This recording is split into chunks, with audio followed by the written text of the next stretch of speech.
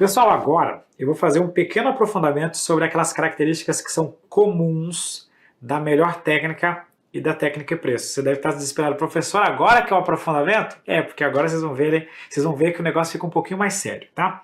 A lei de licitações, ela tem um artigo, que é o artigo 37, que ele traz pra gente características que são comuns, ou seja, que servem tanto para o critério de técnica e preço, quanto para a melhor técnica. Serve para as duas situações, tá? Isso está lá no artigo 37. Tem uma ressalva que eu faço, que esse aqui é o único artigo, basicamente, que a lei de licitações utiliza só a expressão melhor técnica. Ela não utiliza aqui conteúdo artístico. Eu não sei se foi proposital, às vezes é tipo trabalho de escola, que um escreveu uma parte, outro escreveu outra, aí um usou um nome, outro usou outro nome, e faltou padronizar. Ou talvez tenha sido proposital, mas não dá pra gente saber. Aqui ele só fala melhor técnica, ele não fala melhor técnica ou conteúdo artístico, como naturalmente ele fala no restante da lei, tá? Essa é só uma ressalva que eu quis trazer para vocês. Julgamento por melhor técnica ou por técnica e preço, né, os dois critérios aqui, deverá ser realizado por. Agora veja só. Aqui eu vou aferir como que eu vou atribuir. Como é que eu vou fazer a avaliação? Então, olha só o que o inciso 1 fala. Verificação da capacitação e da experiência do licitante, comprovadas por meio da apresentação de atestados de obras, produtos ou serviços previamente realizados. 2. A atribuição de notas a requisitos de natureza qualitativa por banca designada para esse fim, de acordo com as orientações e limites definidos em edital, considerados a demonstração de conhecimento do objeto, a metodologia e o programa de trabalho, a qualificação das equipes técnicas e a relação dos produtos que serão entregues. E 3. Atribuição de notas por desempenho em contratações anteriores. Então eu tenho duas notas que ele vai receber. Uma nota realizada por uma banca, que vai avaliar a proposta dele, e outra por meio de contratações anteriores. Deixa eu esclarecer melhor isso aqui para vocês, tá? Quando nós vamos promover uma licitação pública, na melhor técnica e na técnica e preço, eu vou analisar 3 fatores na hora de verificar as propostas do licitante. Primeiro, eu vou verificar a experiência dele, tá? Quando eu falo aqui de experiência, eu quero olhar os trabalhos anteriores que ele já realizou. Ah, professor, mas isso não é meio subjetivo? Eu gosto, às vezes, de fazer algumas críticas, né? Porque às vezes a gente vê o povo aí de internet que gosta de insuflar a grande massa, falando, mas isso é subjetivo. Galera, deixa eu contar uma coisa para vocês. Na vida, tudo tem alguma subjetividade. E algumas subjetividades, elas são importantes. Porque quando a gente tenta objetivar tudo, o negócio fica ruim. Sabe aquele concurso público que é tudo literal, pega o artigo e só troca uma palavra? Esse é o concurso público mais objetivo que existe. Mas eu pergunto para você, ele de fato avaliou o conhecimento? De forma alguma. Então sempre que você quiser fazer uma boa avaliação, haverá alguma subjetividade. Se goste ou não goste, tá?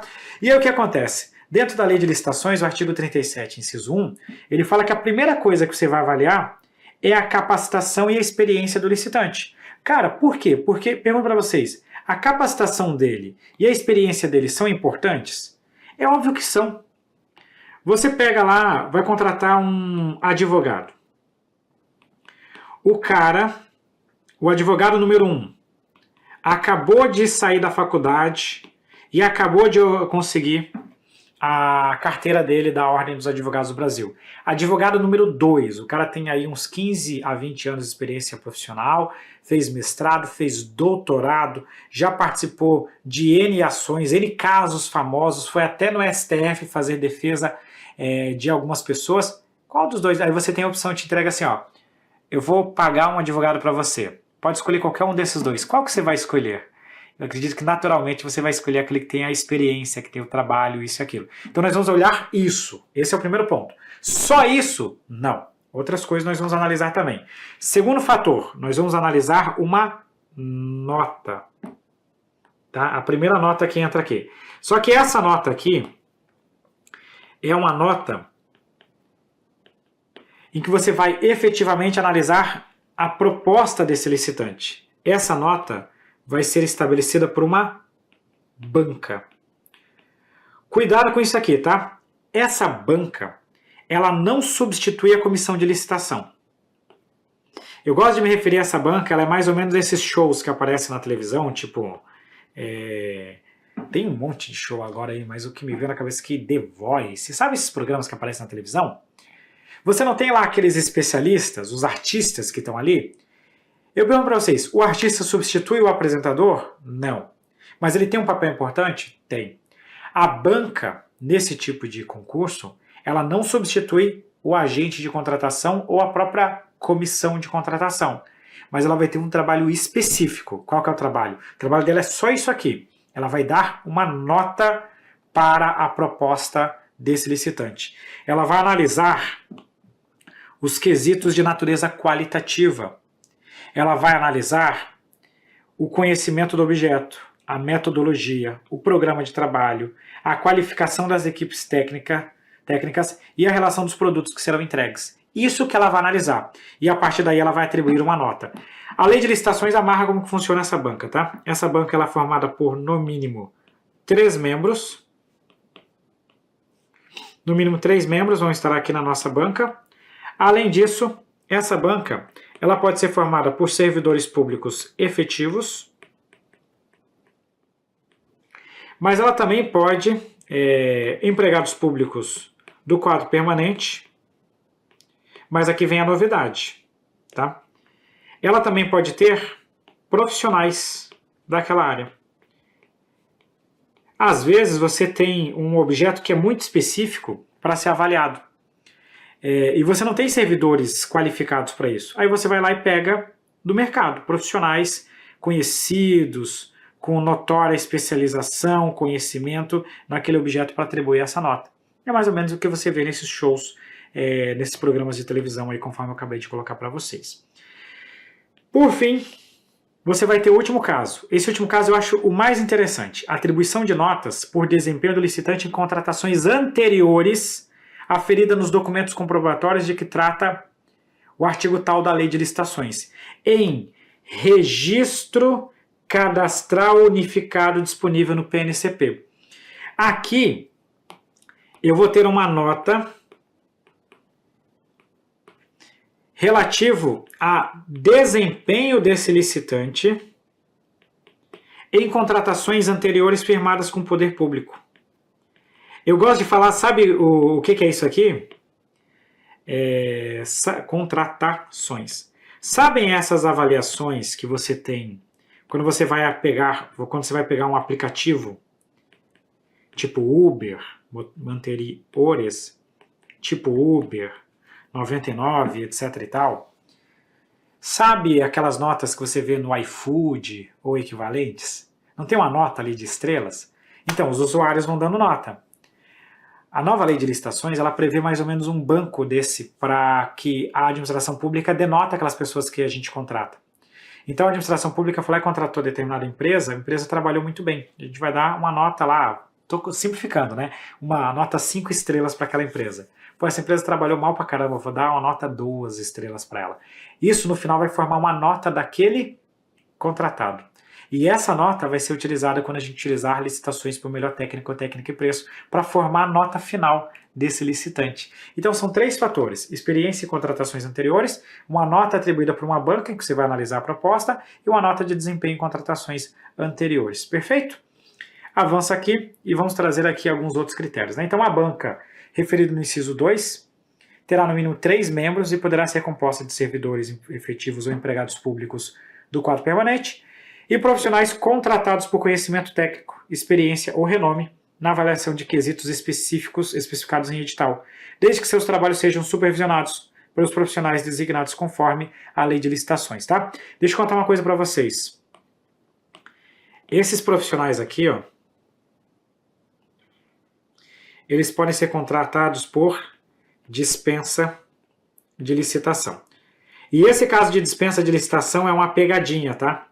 Porque a lei de licitações fala que você vai contratar profissionais com notória especialização. Aí o cara ouve notória especialização, já associa a inexigibilidade. Mas é um caso que ele usa a notória especialização, mas coloca na dispensa. Quando você estudar a contratação direta, você vai lembrar desse caso que eu estou tratando. Essa aula é para você entender no sistema como um todo, e não ela isoladamente, tá? O artigo 75 fala pra gente, né, é dispensável a licitação para a contratação de profissionais para compor a banca ou comissão de avaliação de critérios de técnica, quando se tratar de profissional técnico de notória especialização. É a hipótese de licitação dispensável, portanto, tá? Por fim, agora eu vou pedir para você respirar, alinhar os seus chakras, olhar para mim e prestar bastante atenção. Respira, inspira e expira. Por quê? Porque agora vem o assunto mais aprofundado. Até que estava fácil, tá? O artigo 37, parágrafo 2º, vai trazer mais uma minúcia para a gente. Aqui é o nível de aprofundamento master da lei de licitações. É talvez o assunto mais aprofundado da lei de licitações. Ele fala para a gente o seguinte: ressalvados os casos de inexigibilidade de licitação, na contratação de serviços técnicos especializados de natureza predominantemente intelectual, previstos nas alíneas A, D e H do inciso 18 do caput do artigo 6º dessa lei, cujo valor estimado seja superior a R$300 mil, o julgamento será por, tá? Pessoal, em aula, sempre que tiver valor na lei de licitações, eu chamo a ressalva que esses valores são atualizados anualmente, tá? Então esse valor aqui é o valor nominal que está na lei de licitações, mas esse valor sempre é atualizado. Eu vou trazer aqui para vocês o valor que está no momento que eu estou fazendo essa aula. Só que todo dia, 1º de janeiro, esse valor é atualizado.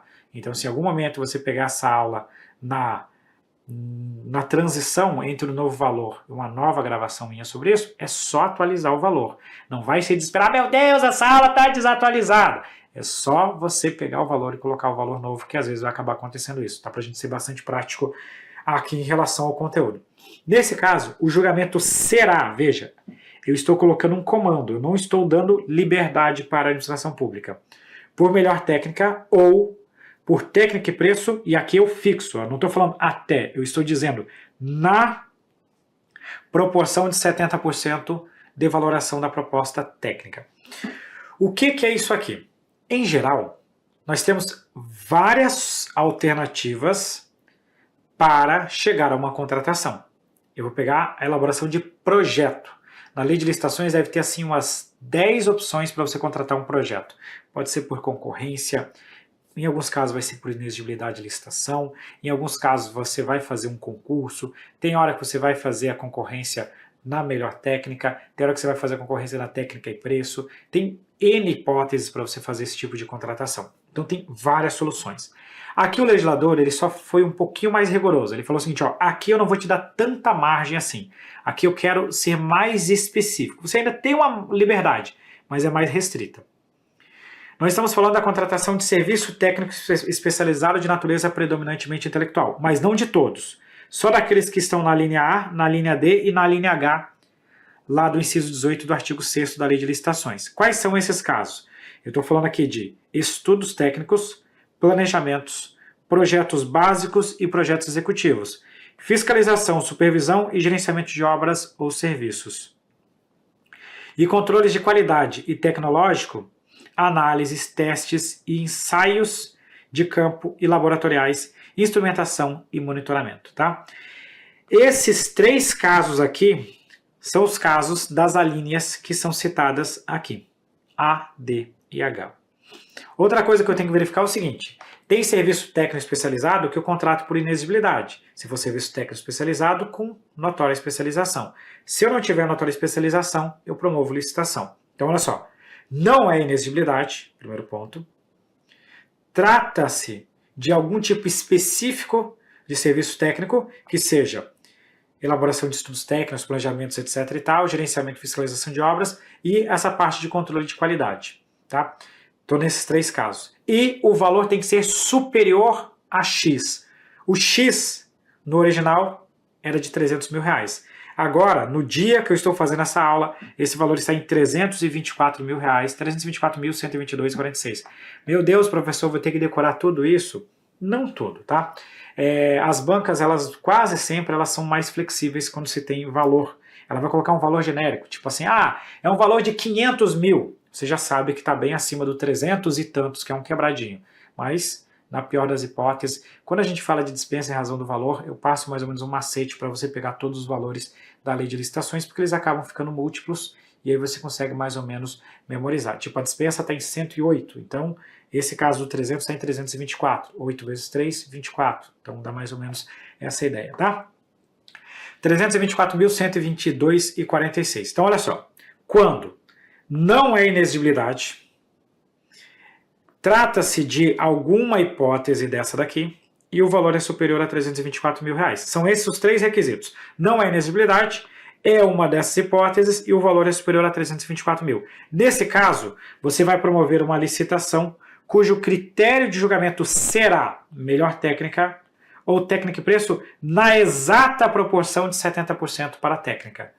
Aqui tem que ser nessa proporção, eu não tenho uma margem de liberdade. É isso que está tratando o artigo 37, parágrafo 2º, tá? É isso que está trazendo o artigo 37, parágrafo 2º da Lei de Licitações.